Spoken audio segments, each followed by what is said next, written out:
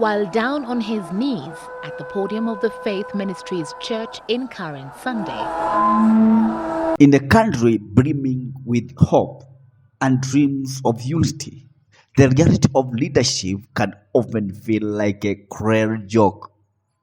Millions of Kenyans who are once rallied behind President William Ruto and Deputy President Gachagua now find themselves disillusioned.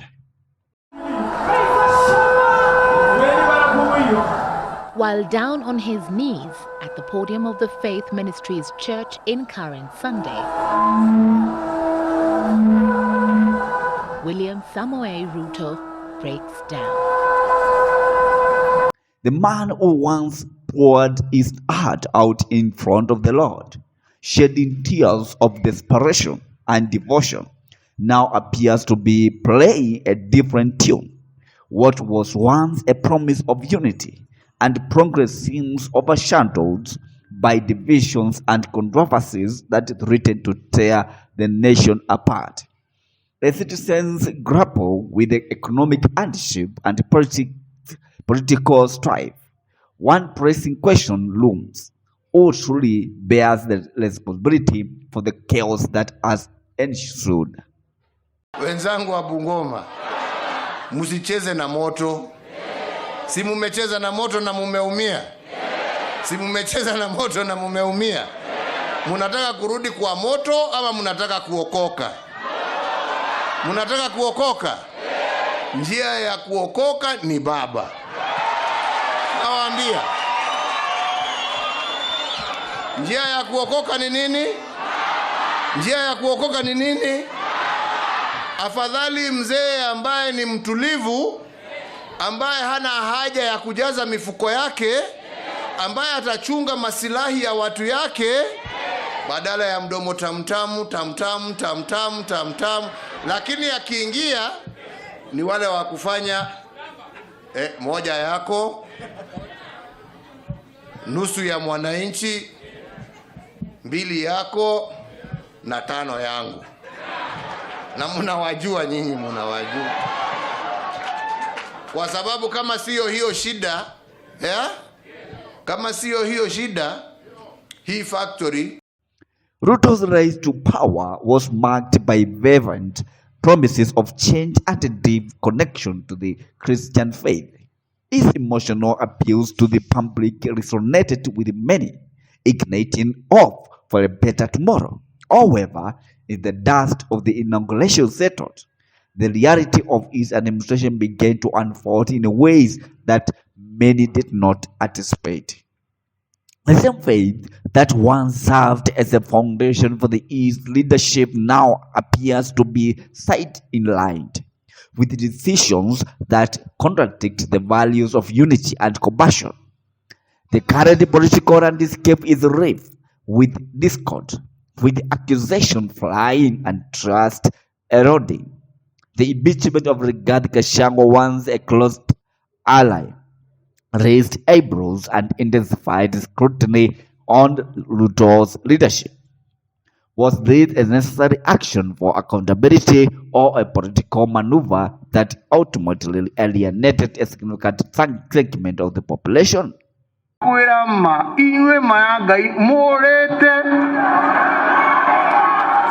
Mayagai morete na muthenya umwe ni mukamenya ni morete bere ya ngai muthenya umwe ni mukamenya ni morete ndakuhenio hando hakuwerwo. This altar in London, I'm not in conflict with my president. Please, I want that to be heard. I'm not in conflict with the first family in Kenya. They are my children. They are members of family church. I'm not in dispute. I'm not in conflict. We are not fighting about anything. But I offered a prayer and I have been praying a prayer because God has put a burden in my heart to pray for the nation of Kenya against poverty, against corruption. And my prayer is any corrupt person must go home, whether they want it or not. Since now this could be another news in Kenya, I better say it from this altar. I'm not. Have signed it.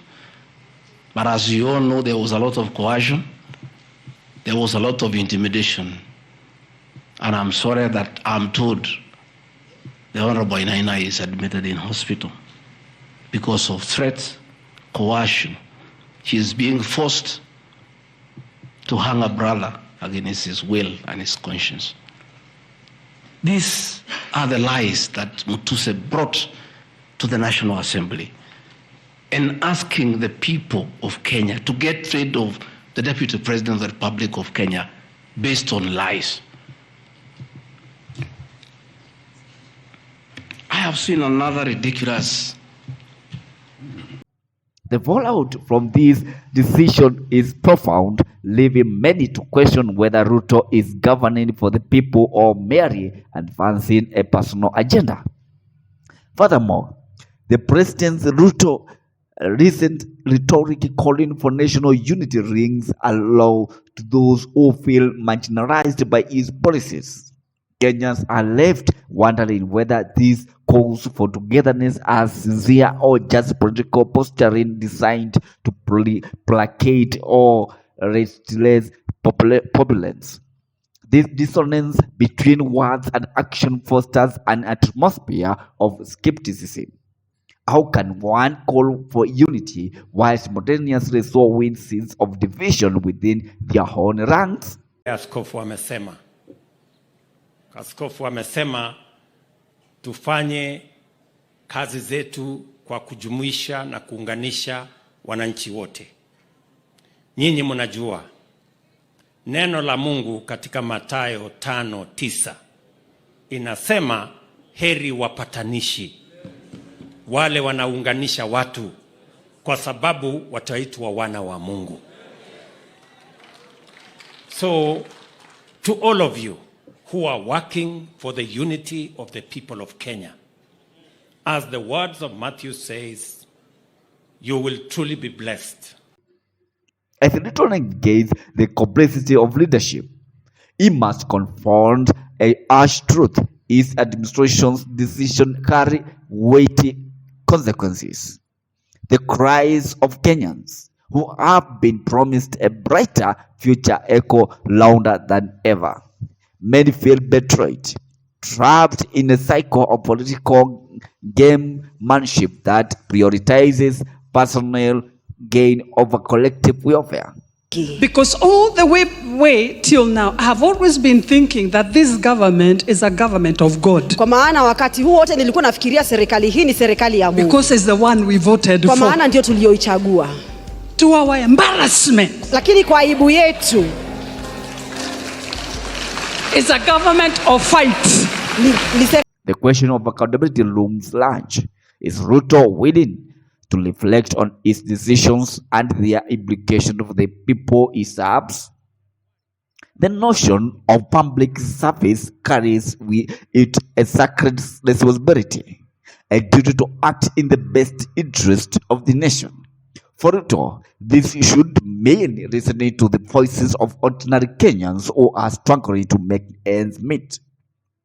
It should mean prioritizing policies that foster economic stability and social cohesion.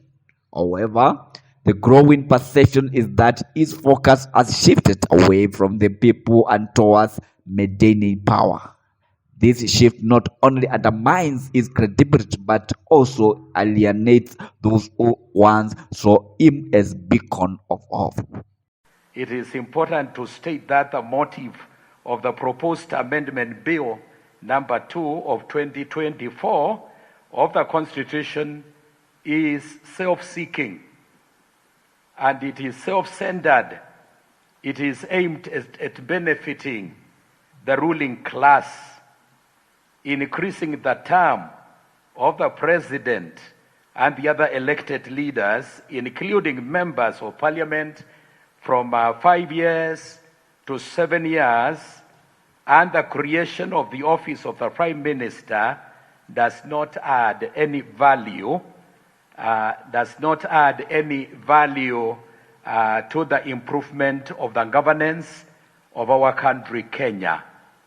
The proposed amendment can only be described as illogical and retrogressive. It is not about Kenya and our people. It is about the rulers clinging to power for their own interest. It is about the consolidation of the power and accumulation of their wealth. Already it is about 2 years since this 13th Parliament came into office. And in 2 years, we are already too tired. We are already very tired, actually, in 2 years. So 7 years will just break our backs. If we have elected these people who, in only 2 years, are making us suffer, what if we give them 7 years? People who talk 100 things and then they don't implement any of the 100. And lastly, we also call to any of the senators or member of parliament, please propose a bill which will go and state that a deputy president should also be elected by Kenyans. So that we'll be going to election, elect president independently and deputy president independently, so that that person we are the ones to deal with, not by an individual.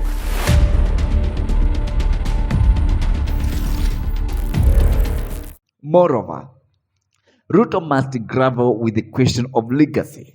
How will history remember his presidency?